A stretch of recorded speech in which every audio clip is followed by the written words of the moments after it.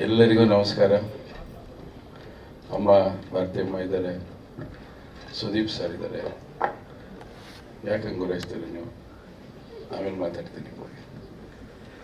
ಮಾಧ್ಯಮ ಗೆಳೆಯರೇ, ಹಲವಾರು ನಿರ್ದೇಶಕರೇ, ಯುವ ನಿರ್ದೇಶಕರೇ, ಸುದೀಪ್ ಸರ್ಗೆ ನಾನು ನೋಡಿದ್ರೆ ಅವ್ರು ಹಳೆ ಲವರ್ ನೆನಪಾಗ್ತಾರೆ ಏನೋ ಗೊತ್ತಿಲ್ಲ. ನಾನು ನೋಡಿದ್ರೆ ಭಾಳ ಕ್ವಾಟ್ಲೆ ಅವ್ರಿಗೆ. ವಿಷ್ಣು ಅನ್ನೋ ಹೆಸರಲ್ಲಿ ಪ್ರೀತಿ ಇದೆ, ವಿಷ್ಣು ಅನ್ನೋ ಹೆಸರಲ್ಲಿ ಭಾವ ಇದೆ, ಭಾವನೆ ಇದೆ, ಒಟ್ಟಾರೆ ಶಕ್ತಿ ಇದೆ. ಆ ಥರ ಒಂದು ಶಕ್ತಿಯನ್ನ ಇವರ ಚಿತ್ರಕ್ಕೆ ಬಳಸ್ಕೊಂಡು ವಿಷ್ಣು ಪ್ರಿಯ ಅನ್ನೋ ಒಂದು ಸುಂದರವಾದ ಶೀರ್ಷಿಕೆಯನ್ನು ಇಟ್ಕೊಂಡು 90ರ ದಶಕದ ಅದ್ಭುತವಾದ ಒಂದು ಕಥೆಯನ್ನ ನಿರ್ದೇಶಕ ಕುಮಾರ್ ಅವರು ನಮ್ಮ ಮಿತ್ರರಾದ ಕೆ ಮಂಜು ಅವರಿಗೆ 48ನೆಯ ಚಿತ್ರವನ್ನಾಗಿ ಕೊಡುಗೆ ಕೊಟ್ಟಿದ್ದಾರೆ. ಅಭಿನಂದನೆಗಳು. ಹಾಡುಗಳನ್ನೆಲ್ಲ ನೋಡಿದ್ವಿ, ಕೇಳಿದ್ವಿ. ಕಣ್ಣಿಗೆ ಮನಸ್ಸಿಗೆ ಮುದ ಕೊಡುವಂಥ ಅತ್ಯುತ್ತಮವಾದ ಗೀತೆ. ಶ್ರೇಯಸ್ ಹೆಸರಲ್ಲಿ ಉಮೇಶ್ ಹೇಳಿದಾಗೆ ಹೆಸರಲ್ಲಿ ಶ್ರೇಯಸ್ ಇದೆ. ಪ್ರತಿಭಾವಂತ ಹುಡುಗ, ಭವಿಷ್ಯದ ಪೈರು ಅಂತ ಹೇಳಕ್ಕೆ ಇಷ್ಟಪಡ್ತೀನಿ. ಶ್ರದ್ಧೆ, ಭಕ್ತಿ ಹೆಚ್ಚು.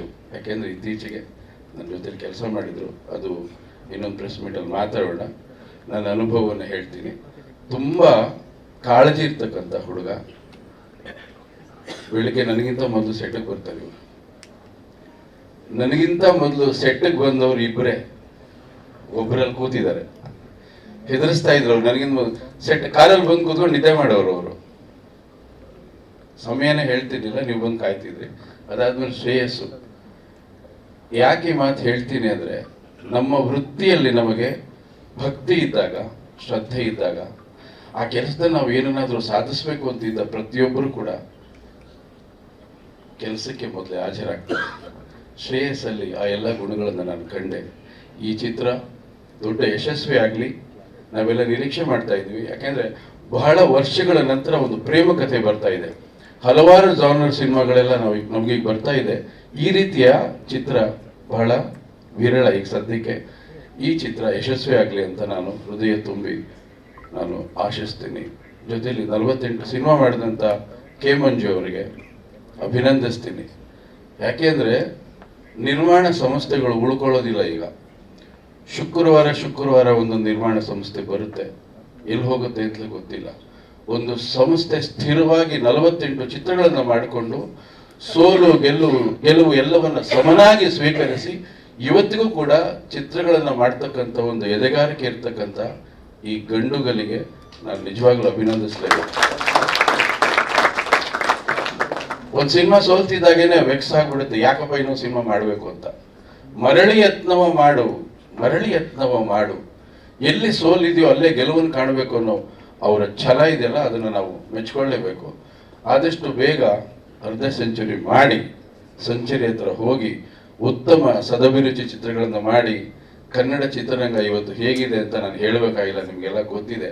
ತುಂಬಾ ಸಮಸ್ಯೆಯಲ್ಲಿದೆ. ಯಾಕಿದೆ ಅಂದ್ರೆ ಚಿತ್ರಗಳು ಯಾವುದೂ ಕೂಡ ಸ್ಥಿರವಾಗಿ ನಿಲ್ತಾ ಇಲ್ಲ. ಎಲ್ಲೋ ಅಪರೂಪಕ್ಕೆ ಒಂದು ಸುದೀಪ್ ಅವ್ರ ಚಿತ್ರ ಬರ್ಬೋದು, ಇನ್ನೊಂದು ಸ್ಟಾರ್ ಚಿತ್ರ ಬರ್ಬೋದು.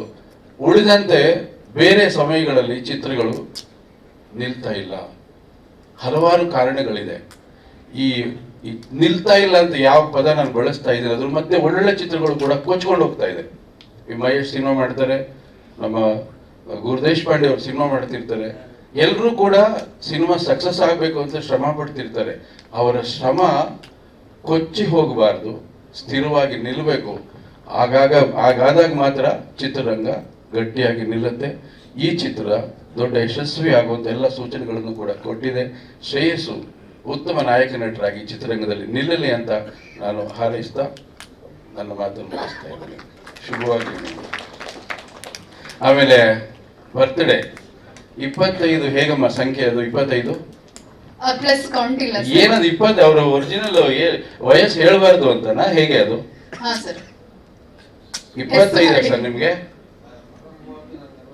ಅಲ್ಲದೆ ನಾನು ಬೇರೆ ಪ್ರಶ್ನೆ ಕೇಳ್ಬೇಕು.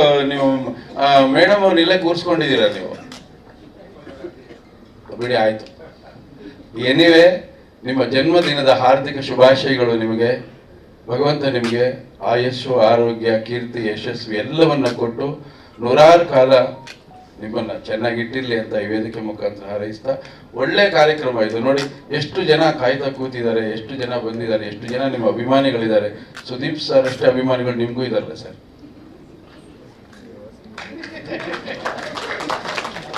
ನಾನು ಇದಕ್ಕೆ ಕಾಯ್ತಾ ಇದ್ದೆ. Thank you very much. ನಿಲ್ಲಿ ಕಾದೆ ನಾನು, ನನ್ನ ತಳ್ಬಿಟ್ರಿ ನೀವು ಅಲ್ಲಿಂದ. ಇರ್ಲಿ, ಆಯ್ತು. Thank you. ಮತ್ತೊಮ್ಮೆ ಸುದೀಪ್ ಸರ್ ಅವರಿಗೆ ಧನ್ಯವಾದಗಳನ್ನು ಹೇಳ್ತಾ ಈ ಕಾರ್ಯಕ್ರಮಕ್ಕೆ ಬಂದು ಕಾರ್ಯಕ್ರಮನ ಟ್ರೈಲರ್ ರಿಲೀಸ್ ಮಾಡಿದ್ದಾರೆ. Thank you.